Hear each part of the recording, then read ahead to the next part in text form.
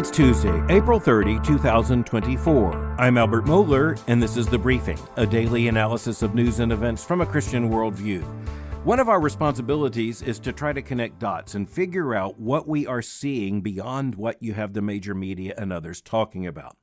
So just take yesterday, almost all major outlets for the major media were focused on one thing, and that is the dynamic of campus protests largely undertaken in the name of support for the Palestinian people from the campus left, but also in a different context where you had several administrations cracking down, trying to close down camps and all the rest.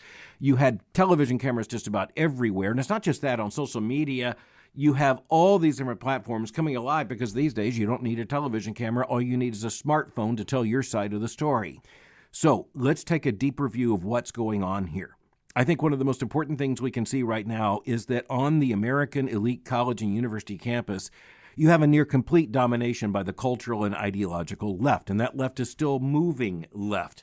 And there are several patterns that really do demand our attention. So yesterday, one of the things we faced is the president of Columbia University, Minouche Shafik. And remember, she catapulted into national prominence in her testimony before a congressional committee just days ago. Before she could return to her own campus there in Manhattan, you had protests break out against even what she had said before Congress in terms of at least stating the fact that her university would not put up with openly anti-Semitic behaviors. It was questionable as to whether that assurance was true even at the time, but it's clear that by the time she got home, she had called out the police. The police had cleared the area, multiple arrests there in Columbia.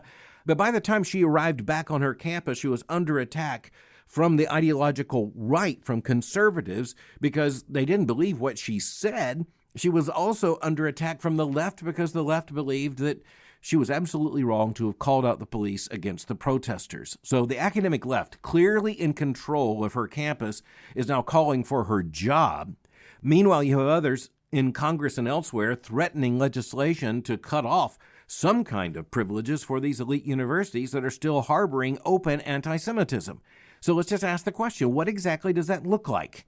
You have university leaders and others saying this is just free expression. So what are we looking at? Well, for one thing, you had a now infamous student, I'm not going to mention his name, at Columbia University, who was a spokesman, a spokesperson, they probably would say, for the Palestinian cause among students just in recent days. And then it was discovered that just some time ago, he had posted on the internet open threats calling for the death of the Zionist cause and the death of those who backed it. I'm not going to go into his words. I'll simply say he was openly calling for the death of his ideological enemies who were the supporters of Israel. And you look at this and you say, how could anything like that happen?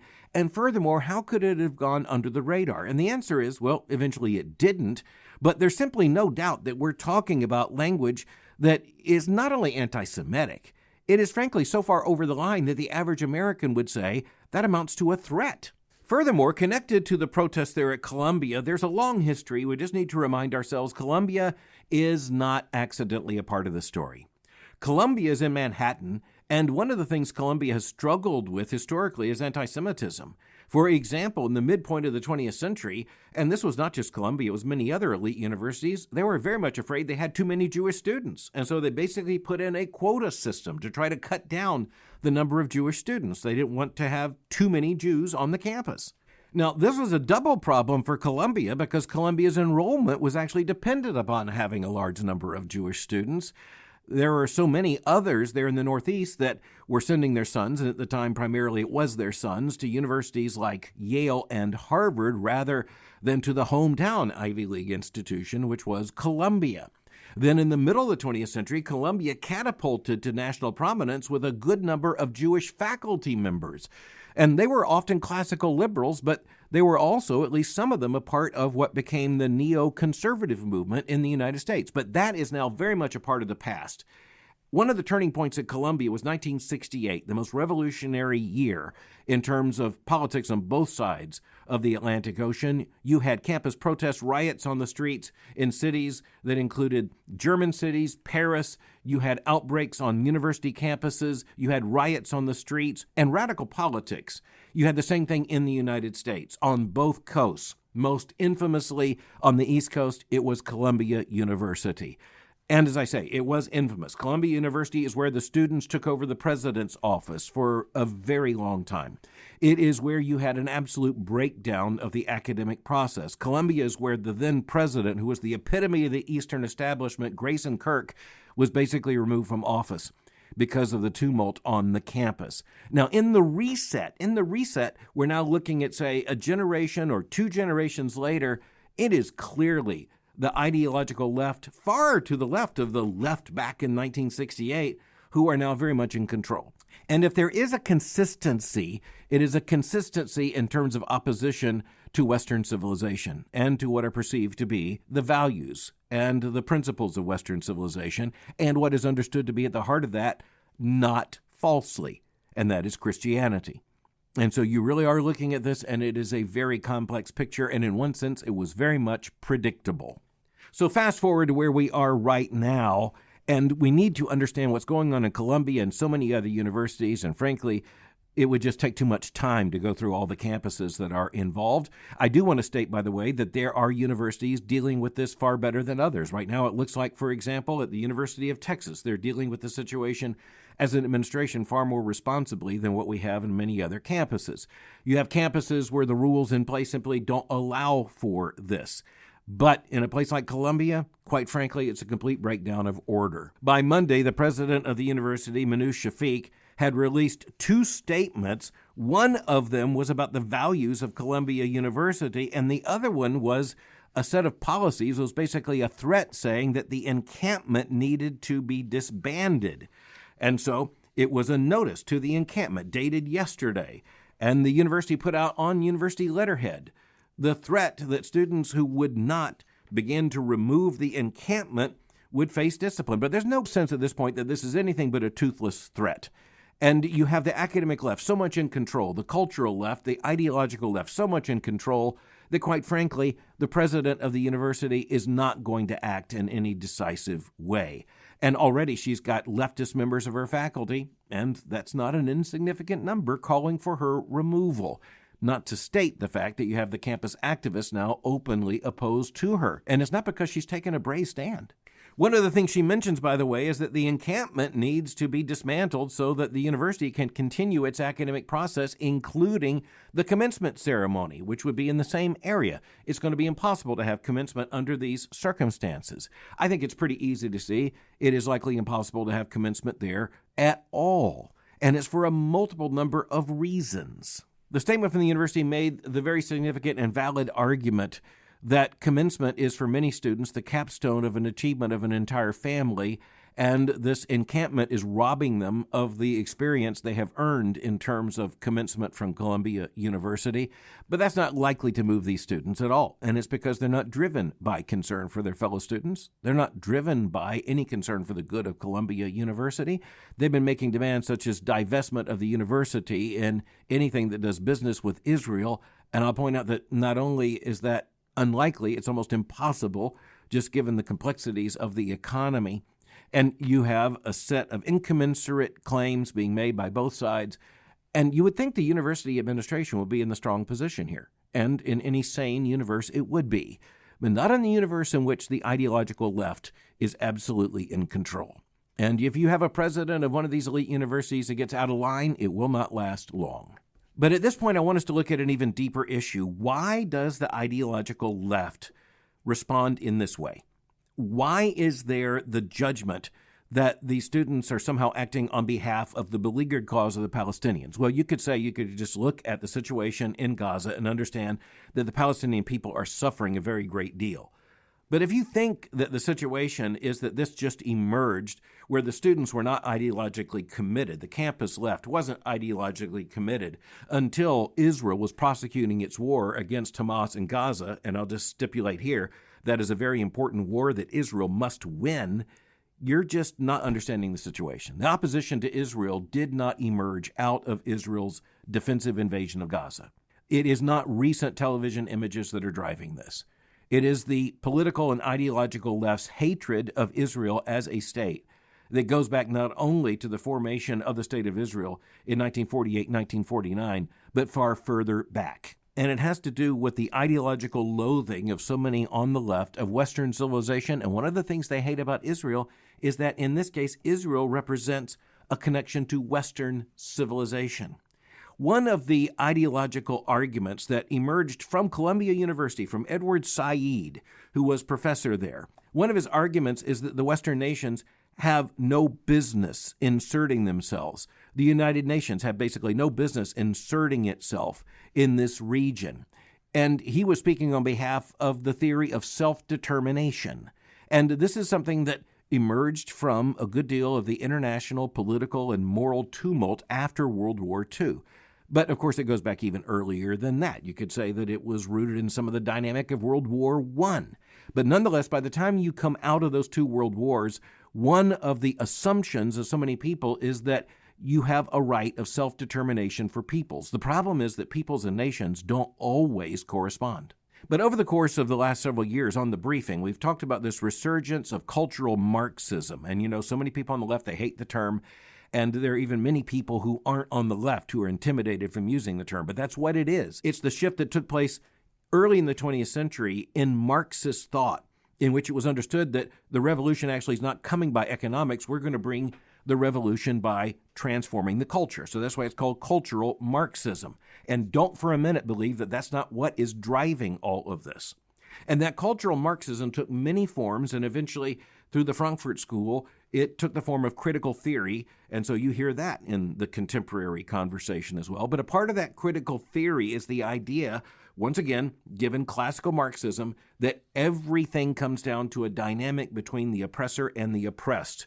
And the cause of the left is to side in every case with the oppressed, not the oppressor. And that's why you go back to 1948, 1949.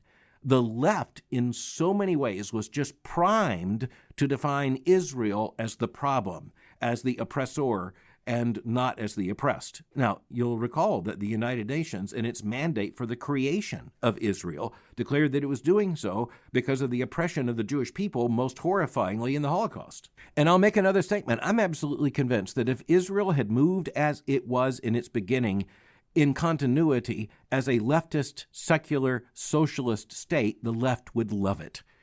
But they hate Israel because Israel turned out not to be an overwhelmingly leftist, secular, and socialist state. The energy in Israel right now is far more identification with the nation as a Jewish nation, with a resurgent religious identity within the nation, and also with the fact that from the time of the 1980s forward, socialism has been in decline, not in advance. And it was with the rise of anti-colonial ideology and all the rest that you had this shift on the ideological left in the United States from support for Israel to open antipathy for Israel. The association with the left on the Palestinian cause in this case also raises something else I want us to see, and that is that on the left, one of the rules is you have to support everything on the left. So that's one of the reasons why you have LGBTQ. It's not because all those things actually belong together naturally. By the time you get to L and G and B, frankly, you got big differences with T, but you know what? If you buy into the revolution, you got to buy into solidarity. All right, so that solidarity means when the left focuses on an oppressed group in its view that deserves this kind of advocacy, quite frankly, you just change the T-shirts. It's the same people. You just write on the back of the sign, the new cause. You just call the protest on behalf of the new cause because there are leftist organizations with a lot of money ready to fund all of this. And we're going to come back to that in just a moment. But when you look at this, you recognize one of the most incongruous things you could imagine in terms of how the left is operating right now. And I want to make reference to this. You see these groups that include LGBTQ plus activists for Palestinian liberation. Down with Israel, up with the Palestinian state. And yet you just need to recognize that if you are LGBTQ and open, you better be in Israel, not in the neighboring Arab nations. And I'm simply saying that as a matter of political fact. It is a political fact, as I heard one young person say, you have the T-shirt saying LGBTQ plus solidarity with the Palestinians. You don't have T-shirts reading Palestinians for LGBTQ rights. Or if you do have those T-shirts, they're on an American college campus. They are not located in the Middle East. Not that T-shirt, not for long. But I said there's the other issue of how in the world this happens so fast and so predictably. I mentioned you just change the T-shirts, you just change the signs, you change the chants. But how does that happen exactly? Well, one of the persons who gives us at least some insight into that is a professor there in the business program at Columbia University, Shai Davidai, who's gotten a lot of attention in recent days because of his statements to the media. And one of the questions he asks, and it's very perceptive, he also helps to answer this question, is how did this come up so quickly, and why do the tense all tend to look pretty much the same? I mean, it seems like the mainstream media should be asking these questions. I mean, do you really think that all these students in Manhattan somehow had somewhere in their duffel bag these instantly creatable tents that were so conveniently made into an encampment? Does it not strike anyone as odd that this can't be simply an instant organic development? And the fact is it isn't. There is an entire institutionalization on the left that is just ready to jump into this opportunity. And I'm not going to go into names and acronyms and all the rest. I can simply say that you have big money fueling this and big movements fueling this. Change the T-shirt, turn around the sign, and you have the same people fueled by the same money and in all likelihood using the same tents. In an interview with Gerard Baker at the Wall Street Journal, Shai Davidai lays bare some other facts, and that includes the truth that shortly after the October 7 deadly attack by Hamas on Israel, a terrorist attack undertaken by Hamas, there's no doubt about that, you had statements from not only students, but from faculty members at Columbia University siding with Hamas. Davidai mentions in particular a student group known as Students for Justice in Palestine. They published a letter on October the 9th. And as he points out, that means it was written on October the 8th. So the yesterday is October the 7th. I'll just quote this. And they published a letter saying that yesterday's event, meaning the October 7th massacre by Hamas, was a historic day for the Palestinian resistance. I'll continue, quote, and it goes on to excuse and justify and celebrate the massacre. This is before Israel has even responded, end quote. So that helps to document the fact that siding with the terrorist group at the expense of Israel came before Israel had responded at all, and it came in the form of a letter.